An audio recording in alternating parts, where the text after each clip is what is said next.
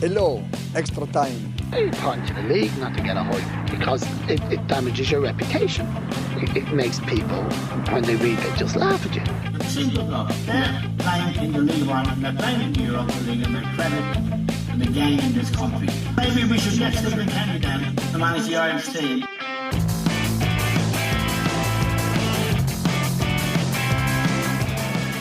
Along to another episode of the Extratime.com podcast. It's your host Dónal Ryan here this week, filling in for Luke Jordan, who's away on his holidays. So Luke, if you're tuning in, I hope you are enjoying the sun wherever it is you are.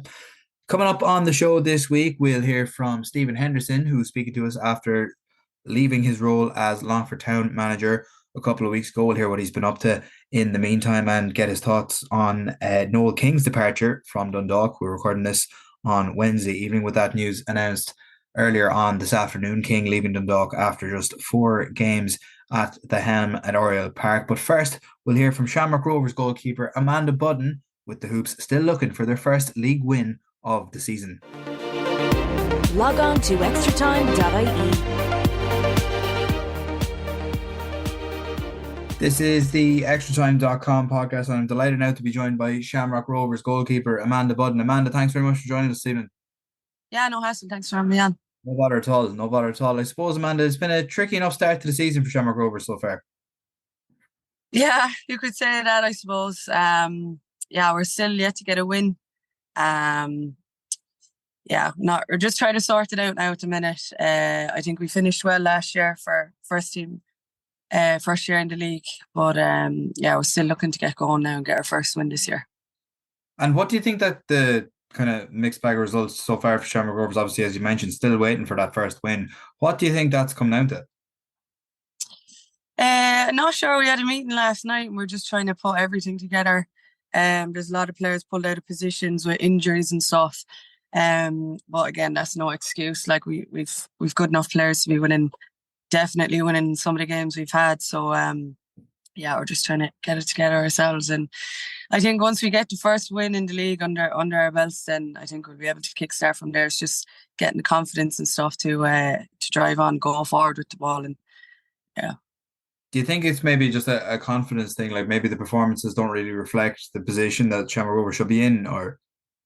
Yeah, I guess you could say it's a confidence thing, but like as individuals, I think everyone on that team has a lot of confidence. And we're just trying to figure it out at the minute.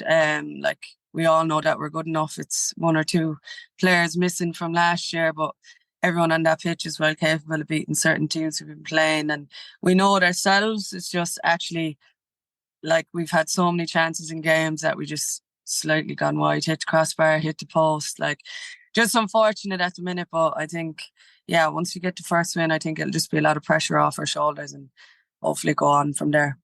And obviously your last game against your native Cork City the result didn't probably go the way you would have wanted, but how did it feel facing Cork City once again, and I suppose your home side coming out victorious? Yeah, obviously it's not great not winning.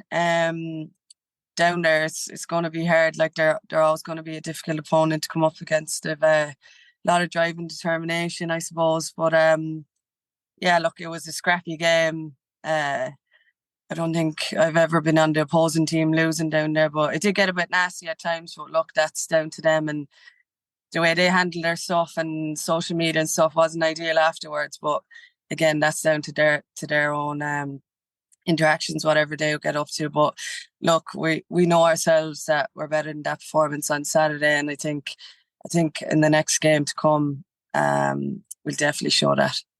And you mentioned, I suppose, the kind of social media and stuff and all that kind of stuff that was going on kind of in the wake of that defeat for Shamrock Rovers. How does that kind of get under your skin a fair bit when that stuff starts going on? Or no, it definitely doesn't make it worse. Like it's never like you're going to have more lows in football, to be honest. Like then you have highs. So when you get the highs, you obviously want to enjoy it, and I get that. That's what City are doing.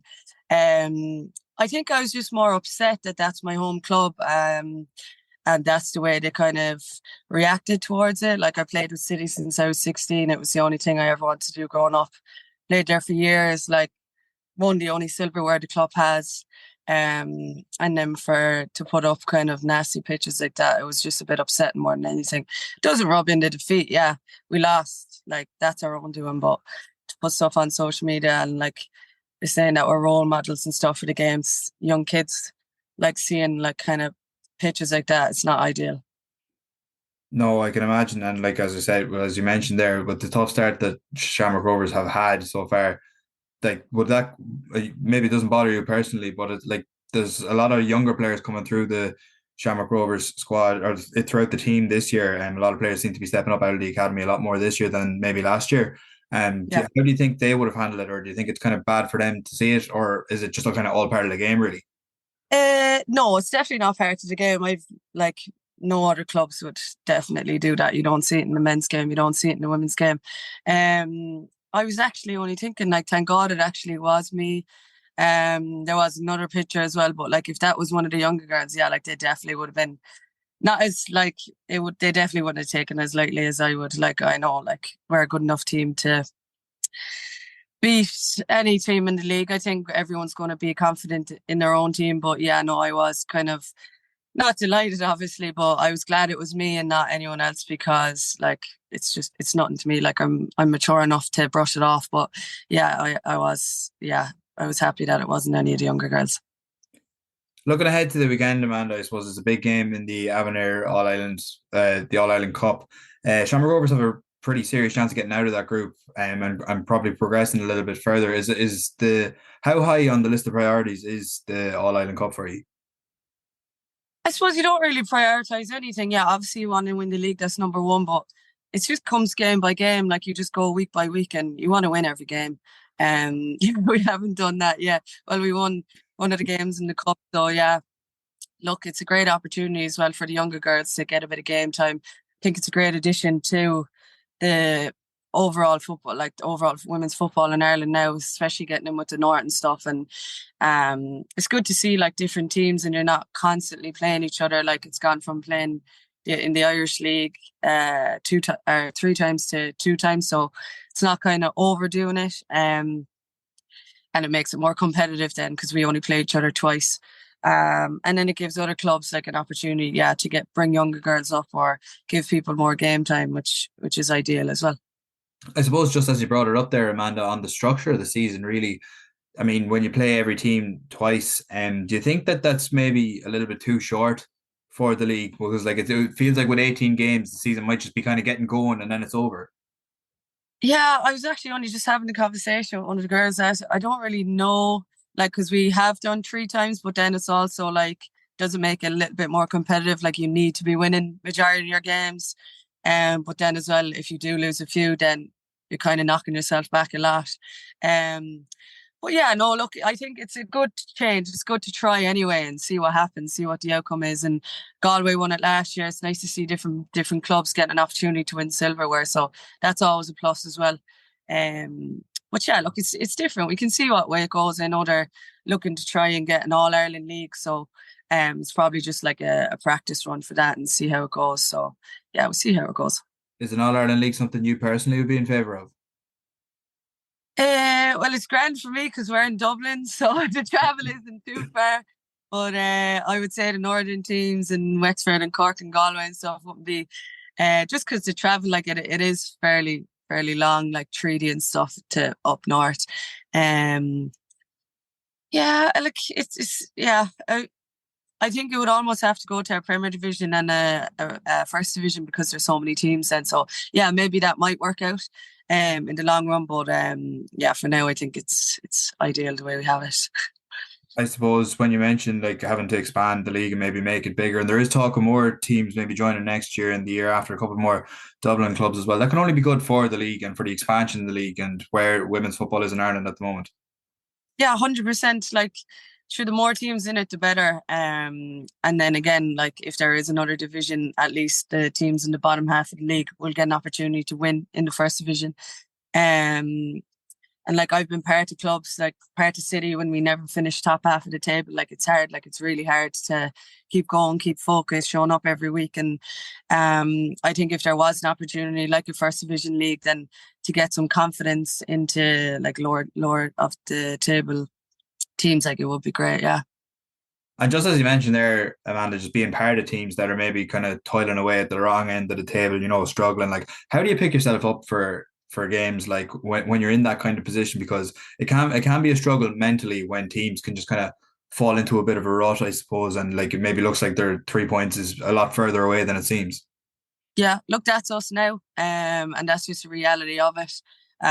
So again, like I said, it's just like you get more lows in football than highs, so you really need to appreciate the highs. So we just have to take it week by week, and even scoring goals for certain teams, like we've yet to score that many goals, so we're just even taking goals now at the minute as a positive and playing our one touch, two touch when possible. Like this league is all over the place. Like there's going to be teams winning. You've got Lone and Galway now, top half of the table. That's never happened before, and it's great. It's great to see. Like, because it was always majority Dublin teams. So yeah, look, it's always it's good to see the different teams coming through and coming out on top. Basically, yeah. Talk to me a little bit about last season, Amanda. Obviously, the Shamrock Rovers' first season in the league as well. The squad was assembled pretty quickly. Did you expect to kind of go as close at the top as you did? Honestly, I wasn't sure. Like when we signed, a few of us signed from Shells at the time, and there was only a few players there. But we saw, like, obviously they had the facilities and the backing or whatever. So we just kind of went with it at the time. When the squad was finalised, it was kind of 50-50 because it's always going to be hard when you're getting random players, basically individuals that know nothing about each other, barely know each other's names, don't know anyone. We all have different styles of play. I definitely wasn't expecting to finish as high as we were, honestly. It was a bonus because it's like you can't just come into a league with a brand new team and expect to win. So I think overall, we did finish well. Look, we threw away second position last game of the season, 4-1 up against that Lone, and just kind of bottled it last minute. So like third is not bad. Right now, I think we've a long way to go, but I think we'll definitely dig deep and start getting up the table, hopefully. Do you think, given where Shamrock Rovers are now, Amanda, that maybe for new teams coming into the league, that will probably be a little bit more of a realistic position as to what you did last year? Like, maybe do you think you overachieved a little bit last year? Honestly, I don't really know if the overachieving. Like, I think we all really wanted it, just to prove to ourselves. I think there was a lot of backlash with the team, and everyone just hates Rovers. They hate men's, so it's trickles down into the women's. I think a lot of the team took a lot of backlash, so I think we were just kind of driven on by that, just for ourselves and our families even. So look, overall, I think it was an all right season. Obviously, room for improvement always. But yeah, new teams coming in. I think it's a hard league to come into, and for a brand new team, if it's not a developing team, like an underage team coming up and it's all brand new players, then yeah, it's definitely not an easy thing. And especially for managers that may not be in the league either, coming from the men's league, adapting to the women's league, it's also tough to understand women compared to men. So yeah, there's a lot to it. Yeah, look, it can go anyway, really, to be honest. But I think I was only saying it to a few of the girls that, like, I think a lot of the players in the teams now, they are set in stone. So like you see players coming in from abroad, from Treaty. Like, I know Treaty got onto so many people in the league, but no one wants to move. So it's just looking to go abroad now. It's the next step for getting better standard of players in to get a better standard in our league. So I think that's the next option for everyone. There's a lot of Americans, Canadians and stuff in the league. So it's getting better and players want to come to play in our league, which is also positive. So yeah, I think that's the way forward. It's looking like just a bigger kind of influence from outside of Ireland into the league. You feel like that's probably the way to go? Yeah, 100%. Like, I think obviously the players coming up, they're great. I know we definitely could do with a few more bodies, but like at the same time, everyone kind of has their team now, and there was a lot of movement, I suppose, in the last 2 years, but I don't know if there'll be a lot in the next couple of years. So yeah, the players are going to have to come from somewhere if teams keep wanting to win silverware. So yeah. And I suppose, Amanda, you mentioned players moving, and of course a handful of players went from Shelbourne to Shamrock Rovers at the one time as well. What exactly made the move appealing to you personally?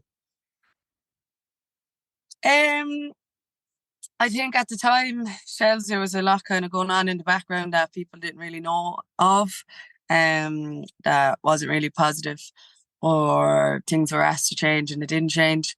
And they were the main factors basically for me. Yeah.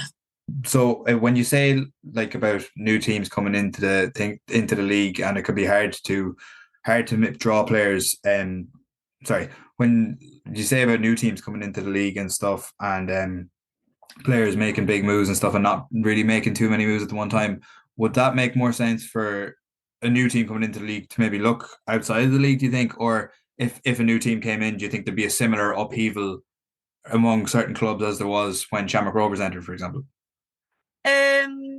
I'm not sure if it would be similar. I think Shamrock Rovers have an unbelievable setup. They have the name, they have everything that you would want from a club, and I think that's what drew a lot of players to go there, because again, going off the men's team, it's not just like fun and games. We have a new team, come on, join, we'll give you this, we'll give you that. Like, it's set in stone. Everything's professional, from contracts to gear, facilities, everything is there. So there wasn't really any risk. The only risk is losing games. So, and for that, like, I think a big thing for me was like the medical staff and having a doctor and physio, which a lot of clubs don't have. And like having a physio at every session, every training, a qualified physio at that, which is hard to come by to get a full-time in a women's game, even in a men's game, because they obviously do their day-to-day jobs too. The last thing they want to do is come out at 6 to 10 o'clock and go train. And you know, it's just hard. Like, but yeah, like you said, like 3D obviously had a massive revamp. I think there was like 3 Irish on the team, max 3 or 4. They got the backing, they got the funding, got players in, and they're unbelievable this year. Like, the standard from compared to a few years ago is just, they're not comparable. Like, so yeah, I think that is a massive thing in our league now. Athlone have done it, Shells have done it. So it's just, I think that's where the league is going. And look, it makes the league a lot better, it makes it more competitive. Like you said, Galway have like a load of Americans, they get them in through the college and stuff, and it's the way forward, I think. And then obviously the young ones, it's going to take a while for the young ones to get to the level and the experience and the build for senior level. So it's obviously nice to get players in and that they want to come to Ireland and play in our league as well. And finally, Amanda, just before I let you go, as we mentioned, it is the Avenir All-Ireland Cup coming up this weekend. Do you think that it's kind of coming at a good time for Shamrock Rovers? They could probably be targeting 3 points in progression out of the group now after this weekend. Like, would that be a timely boost for morale, given that you're still searching for that first league win? Yeah, I suppose hopefully we can just get the 3 points again in the cup this week. We honestly don't really think about like where we are on the table or what's going on. It's just week by week. And I think that's what keeps us so calm and just kind of collected at the minute. Because like, we know we actually are good enough to win the games. It's just getting it right. It's the final few tweaks. We know we can play out. We know we can go long. We know we can play through the lines. It's just the final ball and the final third, just literally just scoring is our problem at the minute. But yeah, hopefully we can get a win under our belt and give us confidence going against Galway next week then. All right, Amanda. Thanks very much for joining us, Stephen. Cheers. Thanks, Emil. Extratime.ie. Get in touch through Facebook or tweet us at Extratime News. League of Ireland football is our passion. Delighted to say now I'm joined by Stephen Henderson. Stephen, how is everything with you? Everything is wonderful, my friend. Thanks very much for asking. How are you, if you don't mind me asking? I'm mighty. I'm absolutely mighty. Delighted to have you with us. We were just saying there, you're back. You're just pretty much straight in the door from your academy training. Tell us about how's that going? No, it's just a small academy I have down here in Cove, MDA. It's we kind of look after kids from 8 years all the way up to adults. So it's something that I love doing. It's something that I genuinely have a passion for, and like I really enjoy it. And obviously, since I left Longford, when I was at Longford, obviously it took some time away from me. Well, a lot of time away from me. So it's just great to get back out onto the pitch with the kids, and they just have this kind of burning desire to want to be better, and they're really good characters on top of that. Talented kids with great character, and it just makes the day really enjoyable for me. So and now the summer's coming in, it just gives it that little bit more of an oomph, doesn't it? Yeah, it's a brilliant little thing. It's just something I love doing, and I'm grateful to have it. Great stuff. And when did you start up with the academy, Stephen? It actually started by accident. It was during the pandemic. My son Colin, when you're allowed to go out, Colin's up with Cork City at the moment, and at the time I think he was with Cove Ramblers, and we just started going over to the field across the road, and I was doing one-to-one sessions with him. And as the pandemic started to calm down, there was parents would obviously see what we were doing, and then they'd say, "Would you take my son?" And then, "Would you take my son or my daughter?" And it just kind of gradually grew. It wasn't intentional by any stretch of the imagination. I was kind of honoured that they trust me with their children, to be brutally honest with you. And it just kind of grew from there, word of mouth more than that, and to be honest with you. And we've about 60 kids now, and I'm with every one of them all the time, and it's just like I said to you, it's just something about children who are starting out on a journey. Nobody is sure where that journey is going to take them, but it's all that learning in between. It's just it's not just about the football, it's about character building, it's about having conversations with them. Some of them will come over and they'll be really quiet, and you're trying to bring that personality out in them, and then some who are really quiet, you can't shut them up now. And then you're saying, "Oh, I should have left you alone. You should have shut." Do you know what I mean? But they've turned into really good characters, and it's a great thing to see that not only is their football kind of grown, but it's great to see their personality growing with it.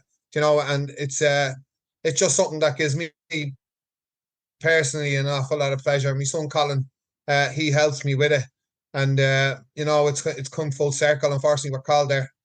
He was starting to kick on with Cork City, and he done his ACL. So I'm in the process now. It's like we're back to the early days with Colin, gradually getting him back. So he's been out about 7.5 months now. So hopefully he'll be back playing in the next month or two. So he helps me with the coaching, and then I'm doing the one-to-ones with him. Again, it was with Colin, and I suppose a lot of professional footballers will relate to it, or even not professional footballers. When you go through such a serious injury, there's an awful lot of mental challenges that come with that, and how you react to it. And it was a great learning curve for me, great learning curve for Col, and it was we learned off each other as we went through it. And some of that stuff I kind of tried to implement with Longford as well, in terms of the mental side of the game. It clearly didn't work. Well, yeah, I suppose just when you brought up Longford there, Stephen, it was a very difficult start to the season for Longford in the first division. That they're only just after getting off the foot of the table now. But I suppose it was tough in the sense that the club ultimately decided that you were going to part ways a couple of weeks ago. Yeah, it was tough. It was what you call it. First of all, let's put it on record. It's a fabulous club.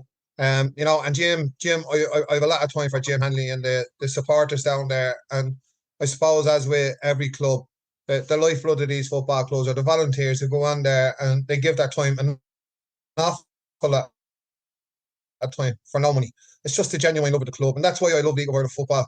It's because of that kind of genuineness that you find in the fabric of every League of Ireland club. There's no one above anybody. It was a fabulous club, and I really, really wanted to do well. But last year was a tough year as well, because it was the first time that I kind of went into a club, and this could sound like excuses, but it's not. The facts of the matter is that we had 13, 14 players out injured at one stage last year, and it was very difficult. And we were staying in games when we were competitive, and we were managed to bring in a few players during the window, and then we kicked on, and we only finished, I think it was 5 or 6 points outside the playoffs. But it was a really difficult thing to have that amount of players out all at the same time. Do you know what I mean? So that was difficult. And that kind of drove me. I said, look, this isn't what I'm about. This isn't what Longford's about.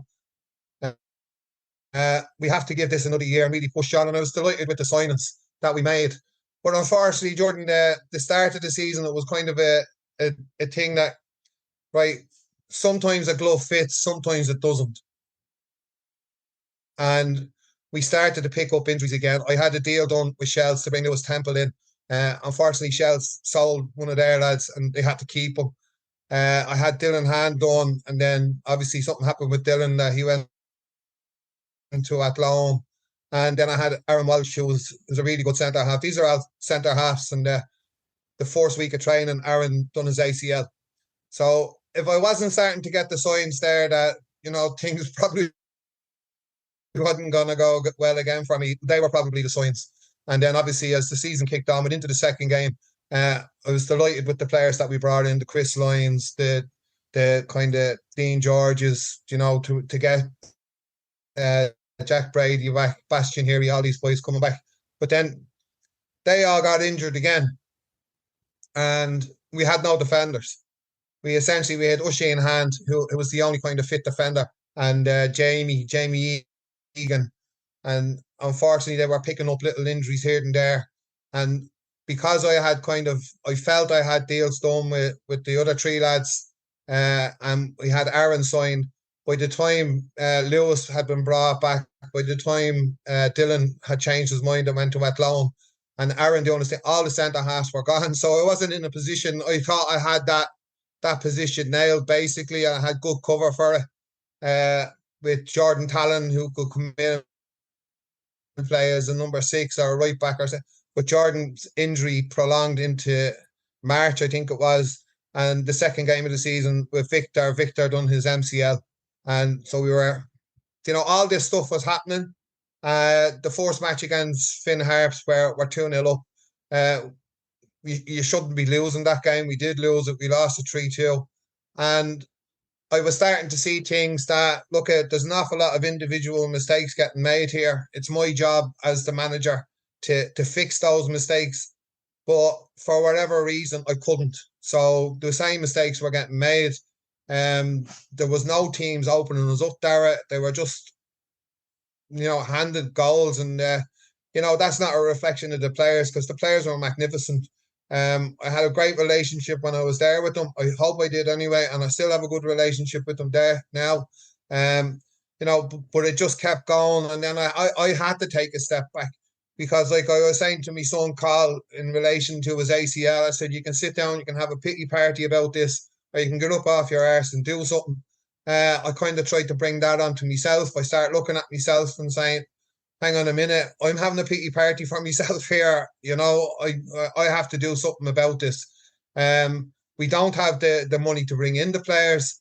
So what can change? And the only thing I felt that could change for the club was me going. That was the only way, because we couldn't bring players in. We didn't have the finance to bring players in. So what does this need here? And this needs a new voice as far as I was concerned. And so that's why I spoke to Jim after the match, and I said to Jim that I did apologise to Jim.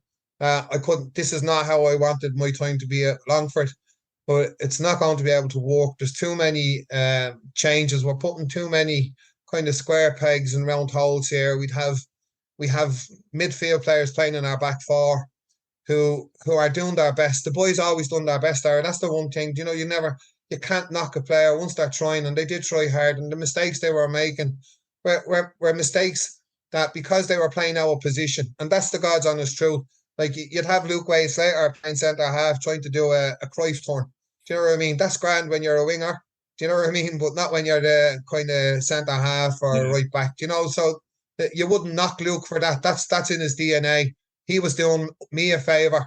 And by and large, not just Luke, but there was other players. Dean O'Shea is a midfield player playing centre half. Do you know what I mean? All this kind of stuff was happening. So I just felt that the players probably needed a new voice. And, this wasn't going to be. I walked in there with a magpie on my shoulder, and I walked out with a magpie on my shoulder. And I just hoped things could change. And I was delighted that Wayne stepped in. Gav obviously left. Gavin Pearce was magnificent for me. He's a magnificent coach. He'll be back in the game no time. And Wayne's gone in there, and I watched them the other night. Actually, I actually watched them the other night against Street. I thought they were really, really good the other night. Was that the first time you'd watched? I just seen a throw in from Kyle where he threw. Was that the first time you'd watched since you left? No, I watched Wayne's first match because I have a lot of time for Wayne Groves, and I think Wayne Groves is a really good man, and he's a really good coach, and he deserved that opportunity. Wayne is different to me. He's kind of a big man, you know. And I probably my downfall is that like I don't think I was aggressive as a manager as I have been in the past for whatever reason that was. There are obviously other reasons for that, but I was, and you need that. I think the players needed that kind of more aggressive nature, someone to get after them in a more in a way that Wayne could get after them. I watched them against Wexford for Wayne because I wanted Wayne to do well, and I was delighted with the comeback. I nearly jumped through the ceiling here watching it. I was genuinely delighted for it, and I watched them again there the other night. I thought they were really good, and I just seen the throw in from Kyle. I don't know if he went straight to the treaty centre forward, and he lobs the goalkeeper, and it goes wide. And I'm saying, if I'm sitting on that bench there, that's going into the middle of the net, and we're getting done for here. Do you know what I mean? So great to see that the look has changed for them, and that's the kind of look that they weren't getting when I was there. Do you know? But I just felt for myself because the players deserve better. It's the 100th year. The supporters deserve better. Jim Hanley deserves better. The volunteers.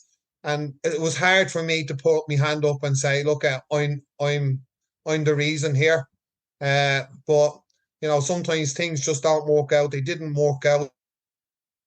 There was lots of reasons for it. But that all come with the bad luck story. So it's good that I walk. I'm glad they got their win, and I really do hope that they kick on from there. Because Wayne is a great lad, and you know what I mean. And the backroom staff that stay there are still great, and the players, I genuinely love them to bits. So I just wish them nothing but success. I suppose, Stephen, when you mentioned there, like when you say individual mistakes keep getting made, and the same kind of things keep kind of happening over and over again, when the penny drops like that from a manager's perspective, is that when you know it's just game over and you're kind of past the point of no return here? Yeah, I think it is, but you see, and I don't want this to be a case where I'm sitting here pointing the finger at player. I'm not, because players were getting played out of positions. Do you know what I mean? This is where we were. We had too many injuries and too many key areas where I was asking players to do me a favour. Do you know what I mean? And you really do have to look back at the goals and see what I'm talking about. I'm not making this up. Some of the goals were just awful, and ultimately, we had a great atmosphere in the dressing room. We had a great atmosphere at training. We trained really well. And in the games, when I hear people questioning, the effort the players are putting in, that's what freaked me out more than anything else. Because we have the GPS data. We could see these boys were putting the sprints. They were putting the long distance in. They were putting the KMs in. They were doing it. And the only reason why these mistakes were being made because players were in unfamiliar territory. No matter how much we kind of got them on the coaching pitch, do you know what I mean? Sometimes these injuries would come very late in the day, and you'd be literally doing the session the night before the match and hoping that they pick it up. By and large, they did, but it was only one mistake, and every mistake that happened, it really kind of killed me. And I suppose if I really look back on it, the Bray game, where we're 1-0 up, and the referee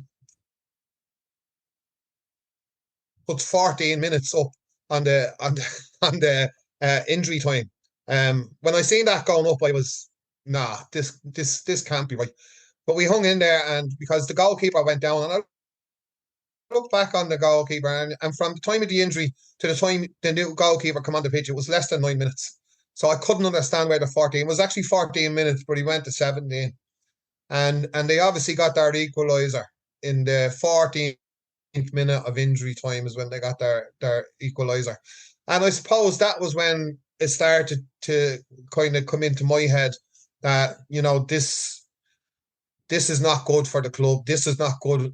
This is too much bad luck.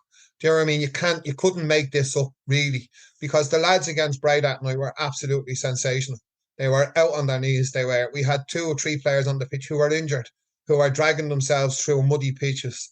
And you have to understand as well in relation to that, Longford, we had so many games called off at the start of the season. We played Finn Harps and we didn't get an opportunity to right that wrong until another 3 weeks later. And then we had another match, and then another match, and then another match. And then we were going from grass, really, really heavy grass pitches, onto Astro pitch, onto a grass pitch, onto an Astro pitch.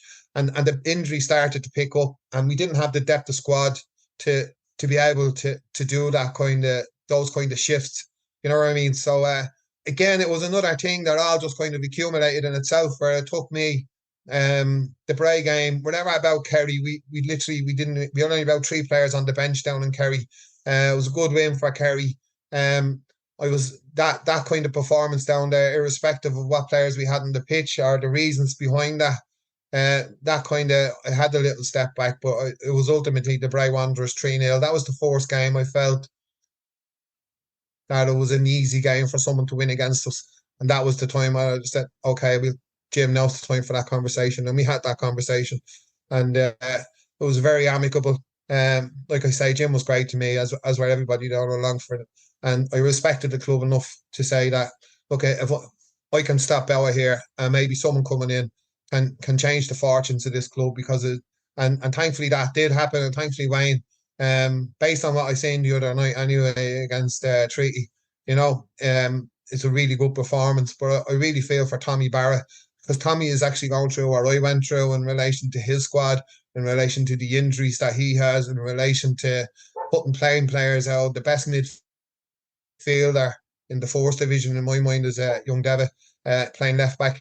He's having to do all what I had to do, and I seriously empathise with him. But at the same time, I was delighted for Wayne. You just touched on the Dylan Hand debacle there in pre-season, Stephen, as well. Obviously, he had announced, or Longford had announced, that he had signed, and then a couple of days later, it transpired that he had signed for Athlone for whatever reasons of his own. And of course, I'm not knocking the player here at all. But did you feel like that kind of like undermined the club a little bit, in the fact that, it was confirmed, it was signed, it was done, it was put out there into the press, only for it to kind of go back on itself, and that kind of leave Longford with egg on their face a wee bit? But it didn't leave Longford, but it left me with egg on my face. That I was the one that was affected. I was the one that, like I said, the previous season I had come in really late, and I was chasing my tail trying to get players. So I made a conscious decision that I wanted to get as many players signed before Christmas. I wanted this all done and dusted before Christmas. Well, not all done and dusted, but let's get the core of these players in, and then we start adding to the squad during the pre-season period. Dylan was obviously someone that I had spoke to earlier. Do you know what I mean? It was in December. I spoke to Dylan, and we sat down and we had a good conversation about the season gone, about how he done. And he was signing back, and we agreed the terms that you're coming back on. And I said, Dill, and this is what I'm saying to you, I said, Dill, I'm wrapping up this position now. Are we okay here? Dill was grand. Yeah, definitely done. And so obviously they're amateur. Longford are amateur. So obviously you can't announce signings until there's a certain date, that you can start signing the players and what have you. I think it was actually the end of November I spoke to and we got the all clear, but we shouldn't have announced it. That we shouldn't have done that. That we shouldn't have done that, because the registration hadn't gone through. What was gone is, as soon as we register, we announce. That's the way it always was. But Dylan was done and dusted. But obviously between something in there, obviously Athlone come in and have a chat with him. I hold nothing against Dylan, because I've been in the game a long time, and I know that things change, and things change very quickly. And this is what happened with young Lewis Temple. Young Lewis Temple just got better and better with us last year. So we were really looking forward to Lewis coming in, because we felt that he was ready to go on to another level and make us really solid at the back. And along with that, then we had Aaron and what have you. So it's not something that there's nothing to hold against Dylan Hand here. Dylan Hand is a football player. Dylan Hand, he's a young man. I think he has a fiance. They're building for their future. If someone comes in for a player for a better offer, yeah, he's gonna take it. And I understood that. I was gutted with it, to be honest with you, because Dylan Hand is one of the nicest people you will meet. in football. He's genuinely a lovely young man. He was a really good player for us, and you can see the influence he's having at Athlone this year. He's playing really well for Athlone this year. This is when he's not getting sent off, obviously. That's just a little dig at him, but we leave that one go. But he's been really good for him. He's a really good leader. He's a really good lad off the pitch, really good in and around the training centre. But no, that's football. But the boy done, and it's nothing to do with the club. Done nothing wrong there. You know, this was egg on my face as far as I was concerned. I trusted that I had Dylan in there, and then obviously, it changed. But it was hugely disappointing, not because of the situation, just because we lost a good player. No, and I think it is fair, and you have been very clear that obviously it's not his fault or any of the other players you've mentioned as well. I don't think you've been kind of throwing them under the bus or anything like that, Stephen. In fairness, but do you miss management? I know you're busy now with the academy and stuff, but are you kind of looking to get back into full-time management or? Yeah, I am, and I'll tell you why. Because like people would like.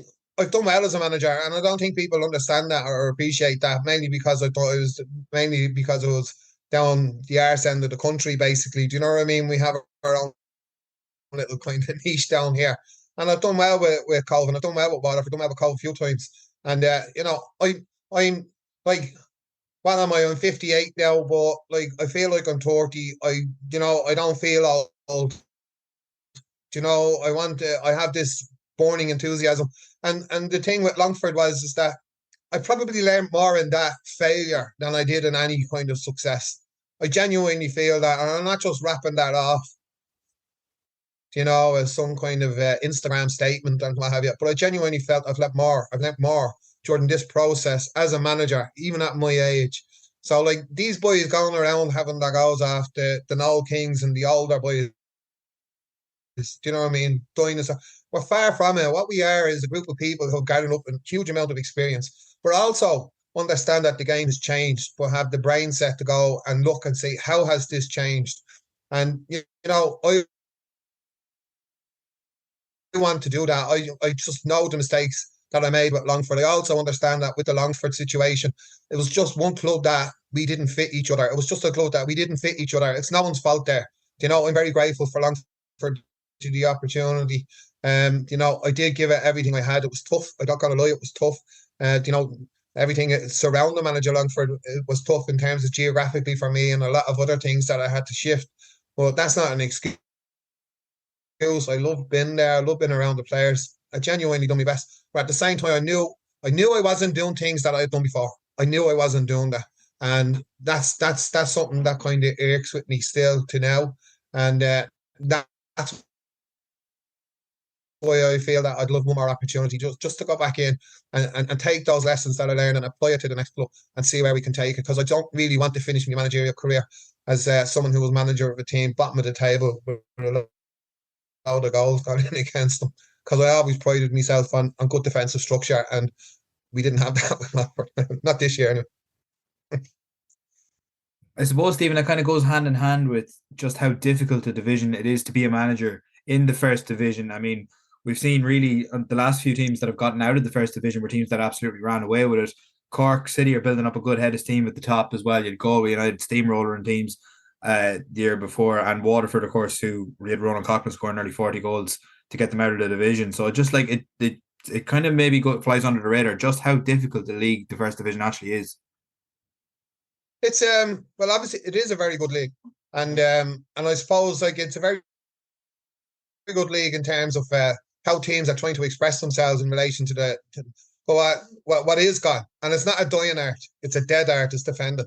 You can't get good defenders anymore, and that's the God's honest truth. The academy system here and everywhere, I suppose, not just here, is fundamentally based on attacking. And through that process, we've lost the culture of defending. Players don't know how to head the bloody ball anymore. They don't understand the fundamentals of what defending is. They think the fundamentals of defending is going to the edge of the 6-yard box, holding your body shape, playing the ball into midfield. This is what it seems to me what defending's all about. These boys, have a look at the two Cork City centre halves. And have a look at how they go and head the ball away, how they are excellent 1v1 defenders, how they head the ball 40 yards. There's no messing around with them.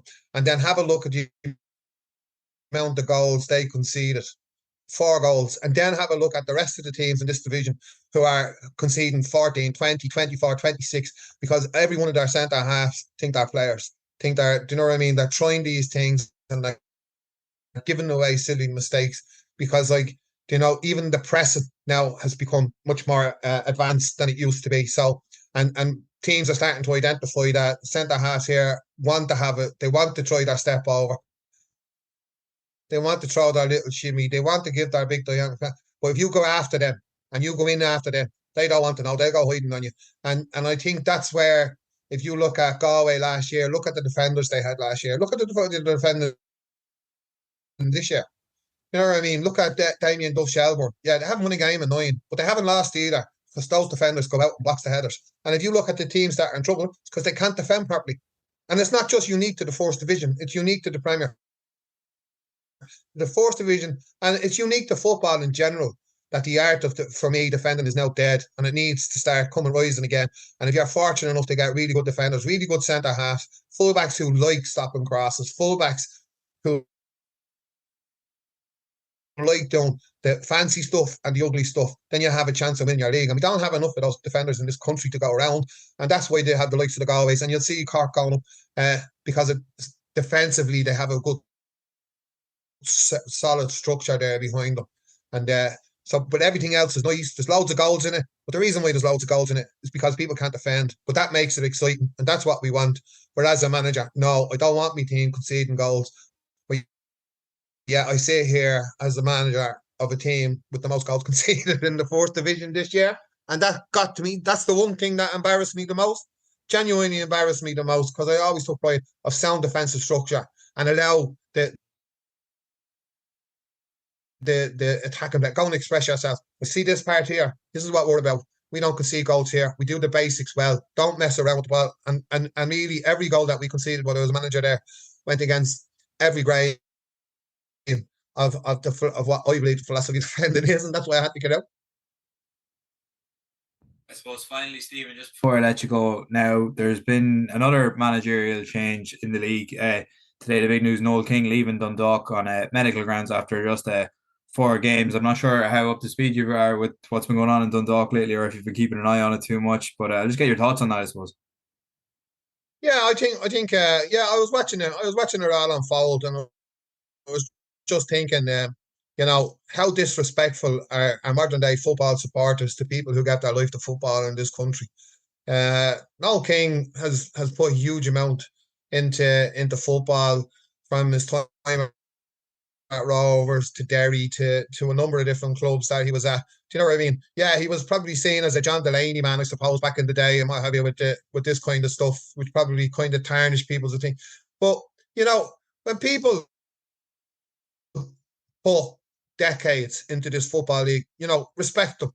They're not a toy that you go on Twitter and you have a pop off. You know what I mean?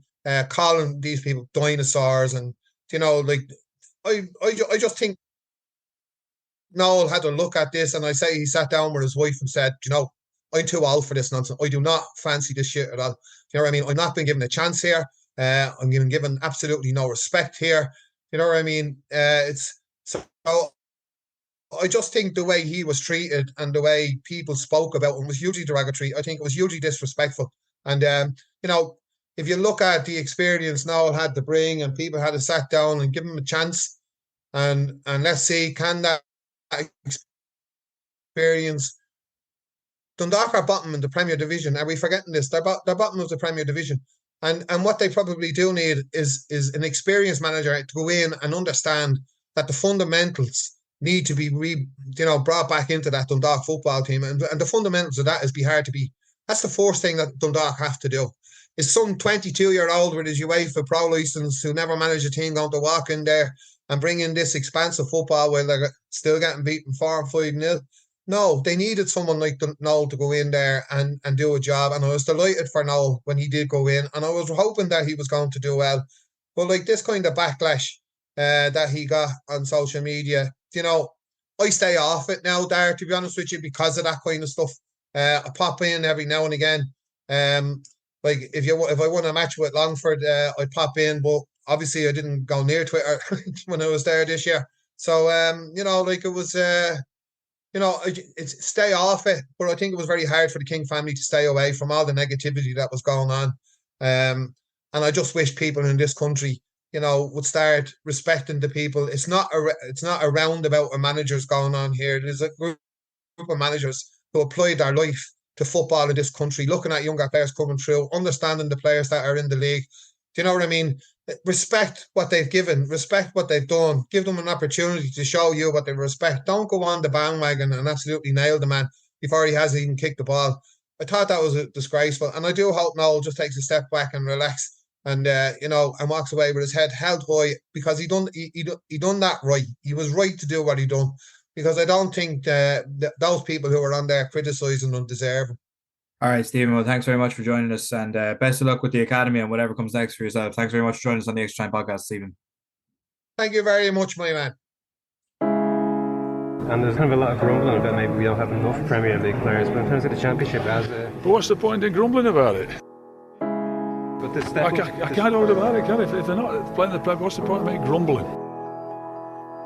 The step up to international football in the Championship, is it kind of is it easily managed? Well, I tell you back there when we played in 2002, what's the point of me grumbling? We had lads who were all at the bottom of the Premier League, real scrapping away, Kinson, Matty Holland, and I had Gary Breen, who hadn't even got a club. What's the point of me grumbling? So I don't subscribe to that, you just...